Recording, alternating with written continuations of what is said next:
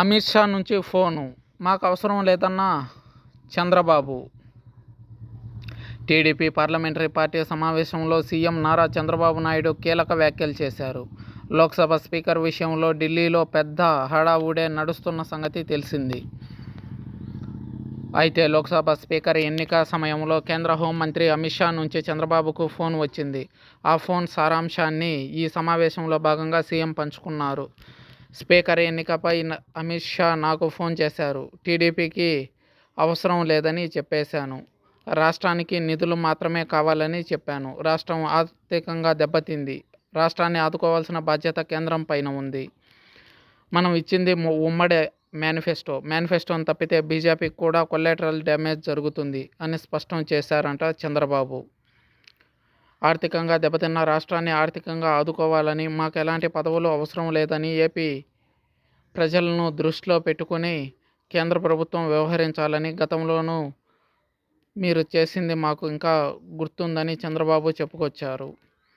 మనం పదవుల కోసం అడిగితే రాష్ట్ర ప్రయోజనాలు దెబ్బతింటాయి. మనకు రాష్ట్ర ప్రయోజనాలు ముఖ్యం, పదవులు కాదు. ఎంపీలకు ఒక్కొక్కరికి 3 శాఖలు కేటాయిస్తాను. మీరు ఆయా శాఖల్లో నిధుల పథకాలను రాష్ట్రానికి తీసుకురావాలి.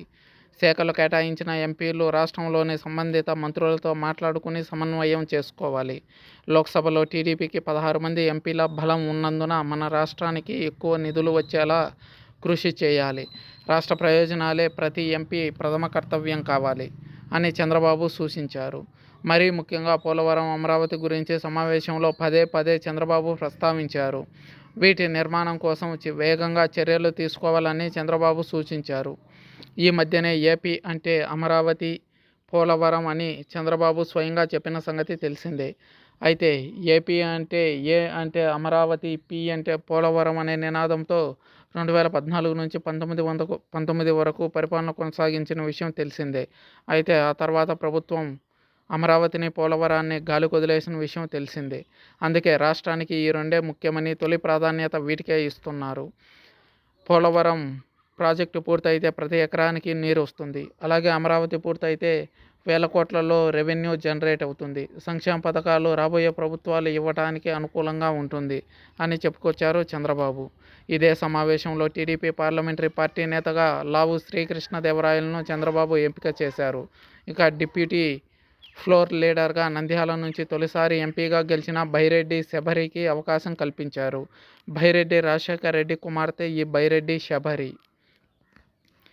కోశాధికారిగా దగ్గుమల్ల ప్రసాద్ను నియమించడం జరిగింది. శనివారం నాడు టీడీపీ కేంద్ర కార్యాలయంలో చంద్రబాబు అధ్యక్షతన పార్లమెంటరీ సమావేశం జరిగింది. సుమారు 2 గంటల సేపు కొనసాగిన ఈ సమావేశంలో మంత్రి నారా లోకేష్ కూడా పాల్గొన్నారు. ఈ సమావేశంలో పార్లమెంటరీ పార్టీ నేత డిప్యూటీ ఫ్లోర్ లీడర్ను ఎన్నుకోవడం జరిగింది. ఈ నెల 24 నుంచి ప్రారంభమయ్యే లోక్సభ సమావేశాల్లో అనుసరించాల్సిన వైఖరి, లేవనెత్తాల్సిన లోతైన అంశాలపై చర్చించడం జరిగింది. ఈసారి ఎలాగైనా నిధులు రాబట్టడంలో ముందంజలో ఉండాలనే విషయాన్ని ఎంపీలకు ఇటు తెలుగుదేశం పార్టీ అధినేత చంద్రబాబు, జనసేన అధినేత పవన్ కళ్యాణ్, రాష్ట్ర బీజేపీ అధ్యక్షురాలు పురంధేశ్వరి సూటిగా స్పష్టంగా తెలియజేసిన విషయం తెలిసిందే.